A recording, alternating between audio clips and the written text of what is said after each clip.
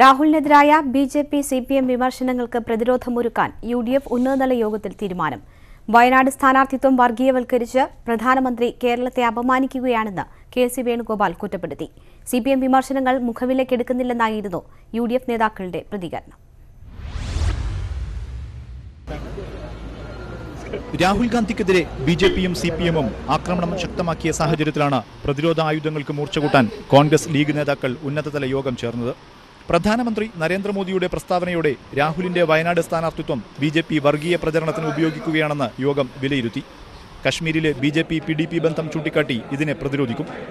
രാഹുൽ ന്യൂനപക്ഷ മണ്ഡലത്തിൽ അഭയം തേടിയെന്ന വിമർശനം UDF തള്ളി. വയനാട്ടിൽ മുസ്ലിം ലീഗ് പ്രചരണ രംഗത്ത് സജീവ സാന്നിധ്യമായി ഉണ്ടാകുമെന്നും നേതാക്കൾ വ്യക്തമാക്കി. വയനാട് നിയോജകമണ്ഡലത്തെ സംബന്ധിച്ചിടത്തോളം 52% വേറെ മര്യാദയില്ലാത്ത വർത്തമാനമാണ് പ്രധാനമന്ത്രി പറയുന്നത്. അദ്ദേഹം കേരളത്തെ അപമാനിച്ചിരിക്കുകയാണ്. രാഹുലിനെതിരെ CPM നടത്തിയ പപ്പുമോൻ വിമർശനം തെരഞ്ഞെടുപ്പിൽ അനുകൂല പ്രതികരണമുണ്ടാക്കുമെന്ന് യോഗം വിലയിരുത്തി.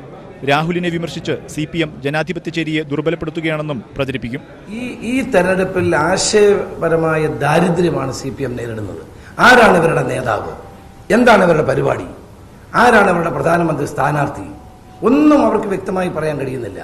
നാമനിർദ്ദേശ പത്രിക സമർപ്പിച്ച ശേഷം ഒരു തവണ കൂടി രാഹുൽ വയനാട്ടിലെത്തും. രാഹുൽ എത്തുന്നതോടെ ദേശീയതലത്തിൽ BJPക്കെതിരെ നടത്തുന്ന പോരാട്ടത്തിന്റെ ചൂട് കേരളത്തിൽ സാധ്യതയായി ഉപയോഗിക്കാനാകുമെന്ന് UDF വിലയിരുത്തുന്നു. ഒപ്പം രാഹുലിന്റെ വരവ് വയനാടിന് പുറമെ പരമാവധി വോട്ടാക്കി മാറ്റാനുള്ള തന്ത്രങ്ങളും UDF ചർച്ച ചെയ്തു.